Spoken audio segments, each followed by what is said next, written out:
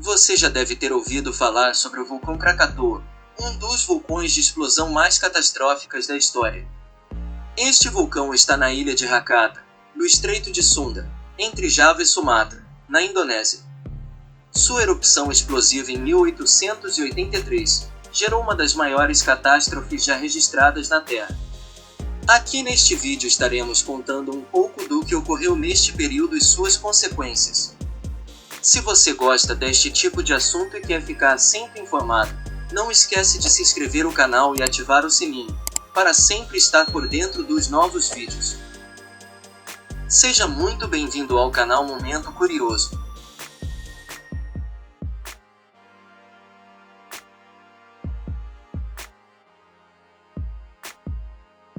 Krakatoa fica ao longo da convergência das placas tectônicas indiano-australiana e euroasiática, uma zona de alta atividade vulcânica e sísmica. Em algum momento nos últimos milhões de anos, o vulcão construiu uma montanha em forma de cone composta por fluxos de rocha vulcânica, alternados com camadas de pedras e cinzas. De sua base, 300 metros abaixo do nível do mar, o cone se projetava a cerca de 1.800 metros acima do mar. Mais tarde, possivelmente em 416 d.C., o topo da montanha foi destruído, formando uma caldeira, ou depressão em forma de tigela com 6 km de diâmetro.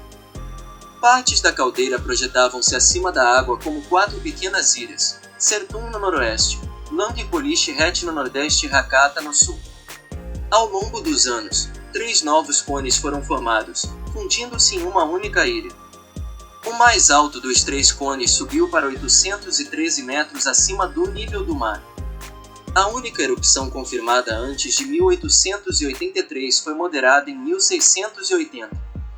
Em 20 de maio de 1883, um dos cones tornou-se ativo novamente. Nuvens carregadas de cinzas atingiram uma altura de 10 km, e explosões foram ouvidas em Batavia, Jakarta, a 160 km de distância, mas no final de maio a atividade havia diminuído. A atividade foi retomada em 19 de junho e tornou-se culminante em 26 de agosto. Às 13 horas daquele dia ocorreu a primeira de uma série de explosões cada vez mais violentas, e às 14 horas uma nuvem negra de cinzas subiu 27 km acima de Krakatoa. O clímax foi atingido às 10 horas, em 27 de agosto, com enormes explosões que foram ouvidas a 3.500 km de distância na Austrália e lançaram cinzas a uma altura de 80 km. Ondas de pressão na atmosfera foram registradas ao redor da Terra. As explosões diminuíram ao longo do dia. Na manhã de 28 de agosto, o vulcão estava quieto. Pequenas erupções continuaram nos meses seguintes e em fevereiro de 1884.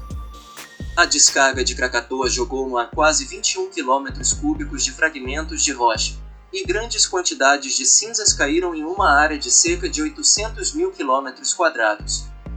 Perto do vulcão, massas de pedra-pomes flutuantes eram tão espessas que detinham os navios. A região circundante ficou mergulhada na escuridão por 2 dias e meio, por causa das cinzas no ar. A poeira fina derivou várias vezes ao redor da Terra, causando espetaculares pores do sol vermelhos e laranjas ao longo do ano seguinte. Após a explosão, apenas uma pequena ilhota permaneceu em uma bacia coberta por 250 metros de água oceânica. Seu ponto mais alto atingiu cerca de 780 metros acima da superfície. Até 60 metros de fragmentos de cinzas e pedra-pomes se acumularam nas ilhas Verlaten e Lang na parte sul de Rakata. A análise desse material revelou que pouco dele consistia em detritos dos antigos cones centrais. Os fragmentos de rocha antiga nele representavam menos de 10% do volume da parte desaparecida da ilha.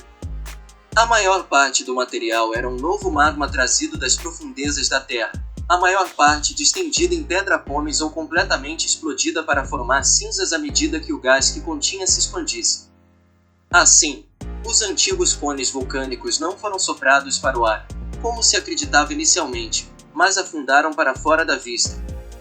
Krakatoa era aparentemente desabitada, e poucas pessoas morreram devido às erupções. No entanto, o colapso do vulcão desencadeou uma série de tsunamis, ou ondas sísmicas do mar, registradas em lugares tão distantes quanto a América do Sul e o Havaí.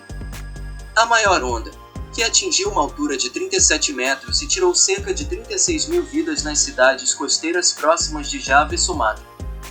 Toda a vida no grupo de Ilhas Krakatoa foi enterrada sob uma espessa camada de cinzas estéreis, e a vida vegetal e animal demorou cerca de 5 anos para voltar a se restabelecer. Krakatoa ficou quieto até dezembro de 1927, quando uma nova erupção começou no fundo do mar ao longo da mesma linha dos cones anteriores. No início de 1928, um cone ascendente atingiu o nível do mar e, em 1930, tornou-se uma pequena ilha chamada Anak Krakatau, filho de Krakatoa. O vulcão tem estado ativo esporadicamente desde aquela época, e o cone continuou a crescer a uma altitude de cerca de 300 metros acima do mar. O vulcão Krakatoa hoje ainda continua adormecido, mas isso não quer dizer que estará para sempre. Já imaginou se ele despertar novamente? Esperamos que ele continue quietinho no lugar dele. Se você gostou do conteúdo, curte, comenta e compartilha esse vídeo com os seus amigos. Até o próximo vídeo.